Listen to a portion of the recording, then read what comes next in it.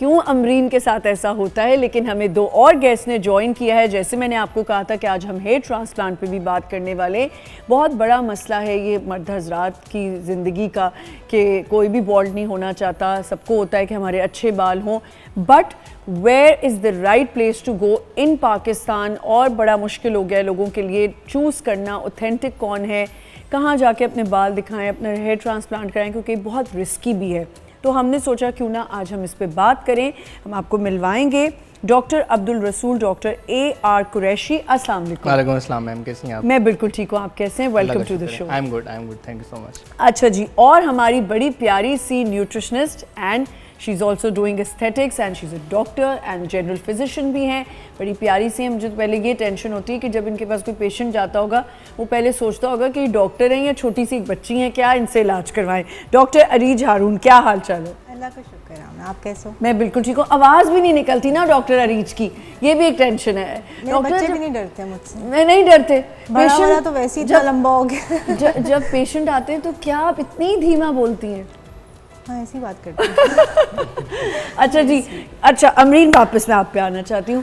Doctor साहब मैं आप पे आऊँगी। Sure, ma'am, sure. मुझे बताएं अमरीन, ये क्यों ये इसका मतलब लोग आपके पास आना बंद कर दें? आप क्यों चाह रही हैं कि मेरी कोई बदनामी हो जाए? नहीं, मैं बिल्कुल आपको क्लियर करना चाहती हूँ, बार बार चाहती हूँ कि आप क्लियर हों कि अमरीन एक इतनी अच्छी मैं इसलिए नहीं कह रही कि यहाँ बैठी नहीं है, मैं कहीं और भी बैठी होती हूँ तो मैं ज़रूर बात करती हूँ कि अपने क्लाइंट्स के साथ, अपने पेशेंट्स के साथ she is very nice. Plus she, देखें हर बंदा चाहता है कॉन्फिडेंशियल रहना हर चीज़ में, और ये डॉक्टर की ड्यूटी होती है, चाहे वो ब्यूटी एक्सपर्ट है, चाहे वो आप हैं या आप हैं डॉक्टर, सबकी एक अपनी ड्यूटी है। मेरी एक अपनी रिस्पॉन्सिबिलिटी, अगर मुझसे कोई आके होस्ट या होस्ट से कुछ कह रहा है तो मुझे उसकी बात रखनी है। अब अगर कोई आपको एगॉन करे, ये गलत बात। मुझे आप बताएं, आप मुझे एक दिन पहले जैसे नादिया खान का जो शो था उसमें वो मेरी मेरी क्लाइंट भी है ना, तो अगर आप मुझे एक दिन पहले फ़ोन करके बोलेंगे कल हम एक्सोसोम्स पे बात करेंगे and the topic will be exosomes and Neelam Munir, तो मेरा काम है कंसेंट लेना कि नीलम बिल्कुल, और ये बहुत अच्छी बात है कि आप कंसेंट लेके आपने कंसेंशुअल किया था। मैंने कहा Neelam am I allowed because you have given us a video, paid video थी एक जो उन्होंने हमारे पेज पे दी हुई है ओपनली एक्सोसोम्स की, तो मैंने कहा can I talk about it? इसने कहा हाँ श्योर, बात कर लीजिएगा, बस एक्सोसोम्स की ख्याल रखिएगा। समझ नहीं आ रहा था वो क्यों ऐसा कह रही थी, अगले दिन पता चल गया मुझे। चलें कोई बात नहीं, वो हो गया, ठीक है। मुझे लगता है कि आप शोज ना में जाना मैं बिल्कुल नहीं आता मेरे पास, मैं बिल्कुल नहीं पूछूंगी। मैं मेरा पूछना कोई चाहे तो बता दें, कोई नहीं आता मेरे क्योंकि पास। मैं एक ज़माने में डॉक्टर साहब एक क्लिनिक जाती थी, तो जब मैं निकली तो वहाँ एक खातून आई और उन्होंने बोला कि मुझे सच सच बता दो ये गोरे होने के इंजेक्शन लगवाती है ना? तो उसने कहा नहीं बिल्कुल नहीं लगवाती। तो वो खैर ऐसे मुझे लगता है कि कॉन्फिडेंशियल होता ही है चीज़, उसको वही रहना चाहिए।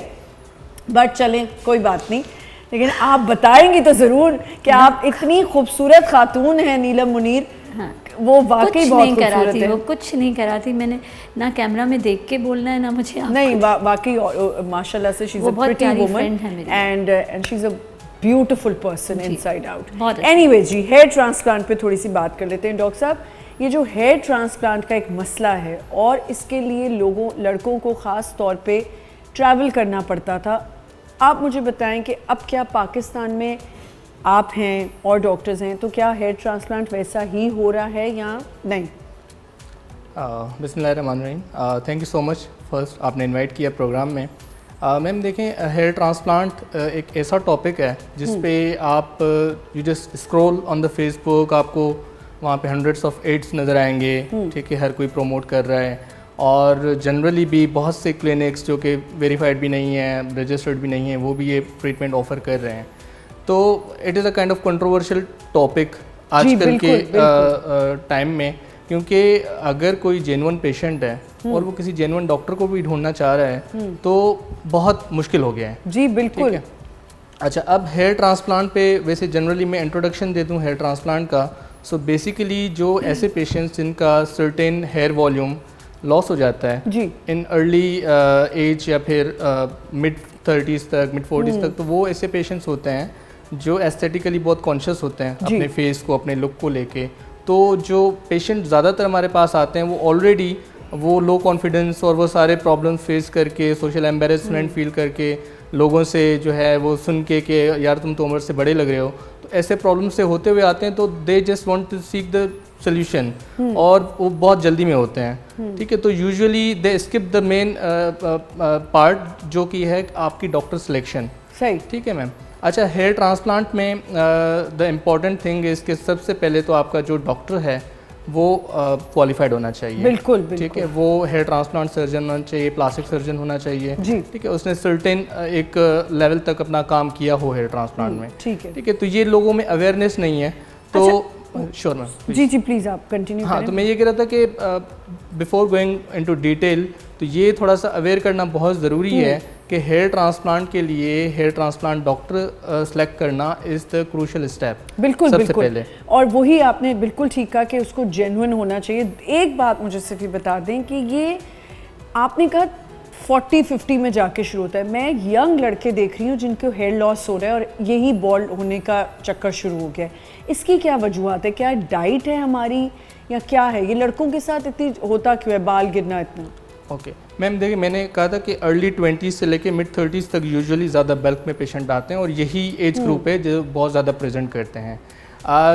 जब वजूहत पे हम आ जाते हैं तो जो मोस्ट कॉमन रीज़न है दैट इज़ एंड्रोजेनिक एलोपेशिया, ठीक है। वो एक फैमिलियल कंडीशन है, फैमिलीज़ में रन करती है, जेनेटिक्स से उसका रिलेशन है। उसके अलावा पुअर डाइट, एंजाइटी, आपकी डिप्रेशन। डॉक्टर साहब, आदमी कौन सी एंजाइटी लेते हैं? मैम है ही ऐसी है तो ही कोई बच्चों को एंजाइटी नहीं आजकल है, आदमी कोई इतनी एंजाइटी नहीं लेते। डॉक्टर साहब ये आप ना कहें, कोई और वजूहत होगी। बेसिकली अब चार खवातीन के बीच में इस बात में डिपेंड तो नहीं नहीं, आप लोग मुझसे एग्री करती हैं या नहीं? इस पे एंजाइटी स्टार्ट हो गई कि वो चार के बीच में बैठे हैं, ये एंजाइटी उनको स्टार्ट हो गई कि अब मैं ये हो चार सकता है। खवातीन के साथ। अच्छा, तो आप कह रहे हैं कि ये एक वन और of the poor reason. Diet है मैम, जो कि बहुत ज़्यादा एक फैक्टर है। उसके अलावा जो हेयर ट्रीटमेंट्स हैं, डिफरेंट हेयर ट्रीटमेंट्स हैं, बच्चे इस एज में आके ना बहुत जेल्स और ये हेयर स्टाइलिंग डेली के बेसिस पे, ब्लो ड्राई कर रहे हैं डेली के बेसिस पे, तो ठीक है, ओकेजनली तो आप खुद सारी चीज़ें कर सकते हैं।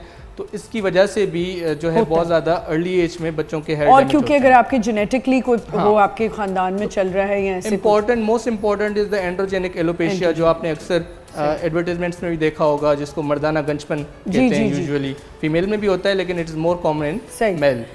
डाइट की क्योंकि इन्होंने बात की, तो ये आपका डिपार्टमेंट है, मुझे बताएं डाइट की वजह से होता है ये मसला? बहुत सारी चीज़ें, देखो हमारी स्किन और हेयर का इफेक्ट बहुत ज़्यादा डाइट से होता है, क्योंकि अगर आपकी डाइट अच्छी नहीं होगी, आपके मिनरल्स अच्छे नहीं होंगे, आपके हेयर फॉलिकल्स अच्छे नहीं बनेंगे, आपकी स्किन अच्छी नहीं बनेगी।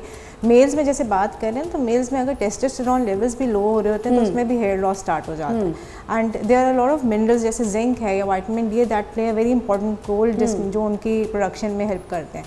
तो हम लोगों को ये नहीं पता कि जिंक किस में लेना, विटामिन डी, हमें सिर्फ बायोटिन का सुन लेते हैं बालों के लिए, बिल्कुल ठीक है, सिर्फ बायोटिन खाते रहते हैं। यहाँ वो कॉड क्या, वो फिश कॉड के जो होते हैं, वो मैं हाँ। देख रही हूँ लड़के ऐसे कैप्सूल खा रहे हैं, खा रहे हैं कि बाल उससे बढ़ जाएंगे। उससे बढ़ते नहीं है, क्योंकि एक चीज़ तो खाली काम नहीं करेगी। आपको देखो फॉलिकल को स्टिमुलेट करना है, केराटिन प्रोटीन है, उसके लिए आपको क्या चाहिए वो बहुत इंपॉर्टेंट है। उसकी एब्जॉर्प्शन होना बहुत इंपॉर्टेंट है। कोलाजन खाई जाएंगे तो एब्जॉर्ब ही नहीं हो रही जिसम में। डॉक्टर साहब हमने तो 3 महीने से खा रहे हैं, कोई फ़ायदा नहीं। एब्जॉर्प्शन के लिए गट हेल्थ बहुत इंपॉर्टेंट, तो it's a full whole plan जो आपको फॉलो करना पड़ता है। अच्छा, हेयर प्रोटीन्स जो करवाते हैं हम, वो कितने कितने अरसे से हमें करनी चाहिए? सबसे पहले तो हेयर प्रोटीन मैं इसके लिए अग्री नहीं करती। अच्छा, आप बिल्कुल नहीं करते? नहीं, because protein is like protein mask है और वो आपने बालों में अच्छे से एमल्सिफाई कर देना फॉर द नॉरिशमेंट।